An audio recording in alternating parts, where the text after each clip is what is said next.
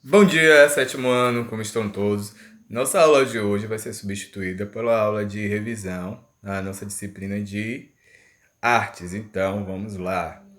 E no nosso conteúdo a gente deu sobre, há várias representações que o corpo tem na arte, né? Então, vamos lá para a pré-história. A pré-história e muitos achados arqueológicos, a representação do corpo humano seja envolvida com a ação do cotidiano, como rituais, caças, cenas domésticas, sejam simbolizadas em um estado de crença ou desejo. É o caso de esculturas de deusas como Vênus, cujos seios e o ventre não necessariamente representava a figura humana de maneira realista. Essa representação estava associada à fertilidade, não tanto na literal da fertilidade feminina, em estar apta a engravidar, mas principalmente a fertilidade do solo. Dessa maneira, a deusa da fertilidade estava na pré-história associada a uma boa plantação e, é claro, a futuras boas colheitas. Já no Egito, a arte pitórica era feita não para ser apreciada pelos vivos, mas pelos mortos, uma vez que os egípcios acreditavam que após a morte do corpo físico, o espírito sobrevivia e habitava outro local. Assim, o sarcófago onde os corpos dos faraós eram enterrados, né, tinham várias representações deles e dos deuses como seus objetos pessoais e outros pertences, né? Diferentemente da maioria dos povos da dança entre os hebreus, né, sua função religiosa não foi desenvolvida com o corpo, né, no campo artístico do corpo. Mas embora haja registro que, por exemplo, que nos salmos que os hebreus dançavam, que com movimentos limitados, é claro, né, em rodas, fileiras ou giro. Já a representação no judaísmo não era bem vista, então, portanto, era proibido relativamente. A dança era proibida, né, a arte, principalmente com o corpo. Na Idade Média, como já vimos anteriormente, o corpo, sobretudo, estava ligado a figuras sagradas, era retratado de maneira estilizada, constantemente vinculado a contexto religioso nos ritos dos padrões da Igreja Católica, que ocupava o máximo, né, para separar as instâncias espirituais e materiais.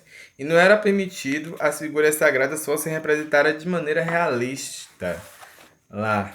Com a consolidação do humanismo, na Alta Renascença, lá no Renascimento, houve um resgate estético do classicismo, ou seja, retornou ao ideal de perfeição de formas humanas cultuadas pela cultura grego-romana.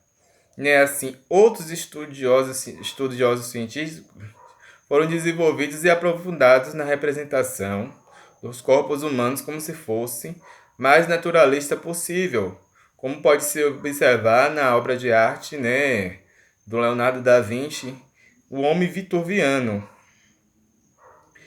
Já nas vanguardas artísticas desenvolvidas no início do século XX, no modernismo, em razão de diversos fatores econômicos, sociais e culturais, grandes transformações ocorreram de maneira de se apresentar o corpo na obra de arte. Em uma delas é o corpo como instrumento político, né? As expressões artísticas contemporâneas, além de usar o próprio corpo, muitas das vezes expressam uma denúncia ou uma inquietação. É que vamos ver, por exemplo, na maior parte das coreografias da companhia Carne Agonizante, a companhia de dança contemporânea, dirigida pela e coreografada por Sandro Borelli. Eles usam o corpo para fazer as suas coreografias e ao mesmo tempo para ser algo de denúncia, para ser algo de uma denúncia, de uma inquietação, inclusive de uma denúncia política.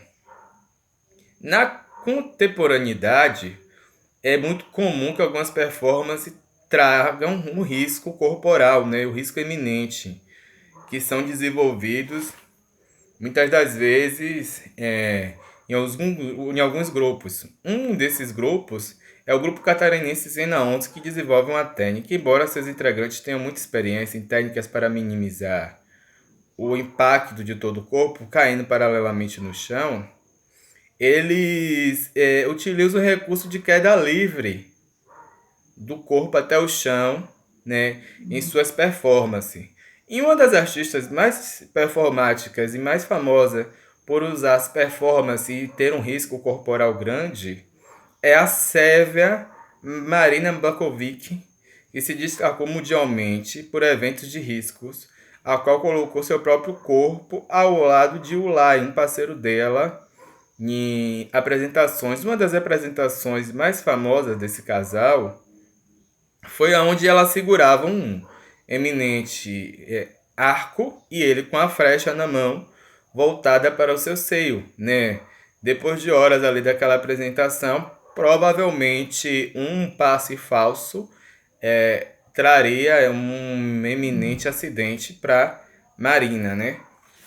E a tecnologia a serviço do movimento corporal. O coreógrafo estadunidense Merce Kunek inovou o mundo da dança ao usar a tecnologia a serviço do movimento corporal para a coreografia Biped de 1999, que foi desenvolvido o sistema eletrônico pelo qual os eletrodos fixados no corpo dos dançarinos da companhia por meio de um software eram elotrados e captavam movimentos dos dançarinos por meio, né, do software, como eu falei, e eles passavam na tela, né, ao qual os bailarinos reais dançavam. Dessa maneira, os eletrodos se movimentavam e parecia que tinham bailarinos no meio do palco, de um lado e do outro, mas não. Ali é a tecnologia a uso, né, da arte. A Switch Specific é um estilo de dança contemporânea, por meio do qual é uma peça de coreografia criada por um ensaio ou improviso, exclusivamente para um espaço, um local aberto, um espaço livre, pode ser em uma praça pública, pode ser em um local, vamos dizer, tipo o Farol da Barra, que é um local histórico, ou até próprio no Pelourinho. Então, aquele espaço, a pessoa, o bailarino a qual vai desenvolver aquela dança, ele pensa em uma dança, em uma coreografia, inclusive até um improviso daquela coreografia naquela hora para desenvoltura do seu corpo em uma determinada, né, dança ou apresentação usando o corpo nessa coreografia. Qualquer dúvida sobre a aula de hoje é só perguntar, eu estou passando revisão. Tchau, tchau para vocês.